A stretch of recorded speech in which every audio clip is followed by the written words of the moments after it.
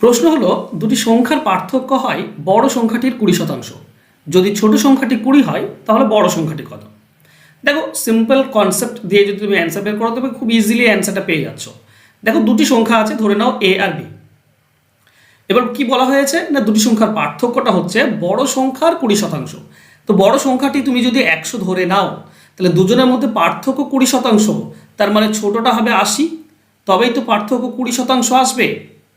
এবার আমাকে ছোট সংখ্যাটি বলা আছে 20, এখানে ছোট সংখ্যা হচ্ছে 80, আর একে 4 দিয়ে ভাগ করলে কি হয়, 20 হয়। তাহলে এটাকেও 4 দিয়ে ভাগ করে দাও, আমরা পাবো 25।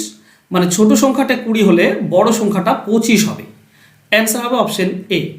আশা করছি বুঝতে পেরেছো। যদি বুঝতে পেরে থাকো তাহলে একটা হোমওয়ার্ক দিলাম তোমাদের জন্য, যে দুটি সংখ্যার পার্থক্য হয় বড় সংখ্যাটি 30%, যদি ছোট সংখ্যাটি 14 হয় তাহলে বলতে হবে বড় সংখ্যাটি কত। তো আশা করছি তোমরা অ্যান্সার বের করবে।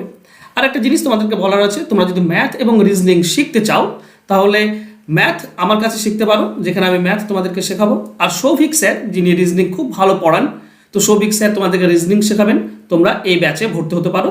এই যে নিচে ফোন নাম্বার দেওয়া আছে, এই নাম্বারে যোগাযোগ করে নিও। এটা সৌভিক স্যারের নাম্বার, এই নাম্বারে যোগাযোগ করলে ডিটেলস তুমি জানতে পারবে। ধন্যবাদ।